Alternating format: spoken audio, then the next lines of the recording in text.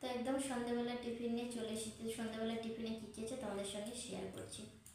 তো এখানে এই যে কাঁচা লঙ্কা কুচানো আছে, এখানে আছে পেঁয়াজ, শসা, বাঁধাকপি, আর এখানে এই যে ডিমের পকোড়া, আর এখানে রেখেছি এই যে ক্যাপসিকাম, ধনিয়া পাতা, আর এখানে আছে ধনিয়া পাতার চাটনি, আর এখানে আছে টমেটো সস। তো তোমাদের কোনটা ফেভারিট অবশ্যই বলবে, ঠিক আছে? আর সন্ধ্যাবেলা এরকম টিফিন কার না ভালো লাগে বলো?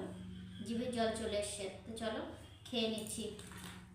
এই যে প্রথমে ধনিয়াটা দিয়ে শুরু করছি।